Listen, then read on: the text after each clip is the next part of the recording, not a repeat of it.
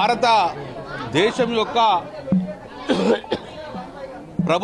భారత ప్రభుత్వం తీసుకున్న ఏదైతే ఆపరేషన్ సింధూర్ దీనికి సంపూర్ణ మద్దతుగా ఈరోజు కరీంనగర్ నగరంలో మా యొక్క గోవిందపతి సీను మరియు ఫణిత ఆధ్వర్యంలో మా భక్తులందరూ కూడా ఈరోజు ఆపరేషన్ సింధూర్కు మద్దతుగా వారి ఆ యొక్క సింధూర్ చేతి ముద్రలన్నీ కూడా ఒక తెల్ల క్లాత్ మీద అంటించేసి భారత సైనికులకు మద్దతుగా ఈరోజు సంఘీభావంగా ఆ యొక్క సింధూర్ కార్యక్రమం చేయడం జరిగింది.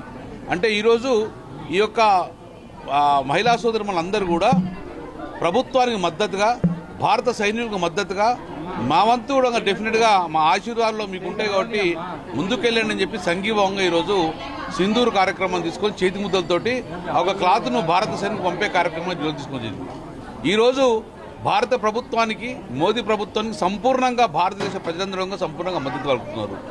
ఇది దేశం యొక్క దేశ భద్రతకు సంబంధించి కాబట్టి రాజకీయాలన్నీ పక్కకు పెట్టి కుల మతాలు పక్కకు పెట్టి ఈరోజు భారతదేశ ప్రజలందరూ భారత ప్రభుత్వానికి అండగా ఉండవలసిన సమయం ఉన్నది.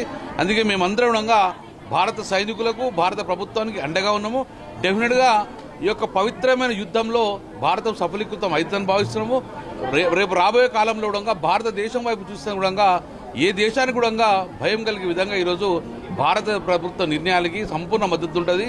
మేము కూడా డెఫినెట్గా మా కేసీఆర్ గారిని మా కేటీఆర్ అప్లై చేసుకొని వారి అనుమతితోటి ఈరోజు మా నెల జీతాన్ని కూడా ఈరోజు భారత సైనికులు కానీ ఈరోజు 2,50,000 చెక్కును కూడా ఈరోజు కలెక్టర్ గారికి ఇవ్వడం జరుగుతుంది.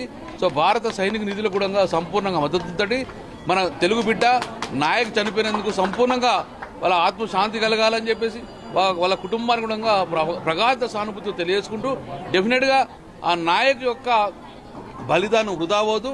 డెఫినెట్గా రాబోయే కాలంలో నాయకులు తెలుగు ప్రజలు ఎప్పుడూ మర్చిపోరని చెప్పుకుంటూ మరొక్కసారి ఈరోజు ఫణిత గారు మరియు గోవిందపతి శ్రీనివాస ఆధ్వర్యంలో మా గోవిందపతి ఆధ్వర్యంలో ఆ యొక్క మహిళా సోదరులు అందడంగా కిట్టి మహిళా సోదరులు అందడంగా అద్భుతంగా ఈరోజు సింధూర్ అన్న కార్యక్రమం చేపట్టింది. కాబట్టి ఇప్పుడే కాదు రేపు రాబోయే కాలంలో భారతదేశ ప్రభుత్వానికి అందరూ మద్దతుగా ఉండాలని చెప్పేసి ఈరోజు మనస్ఫూర్తిని కోరుకుంటున్నాం. Thank you.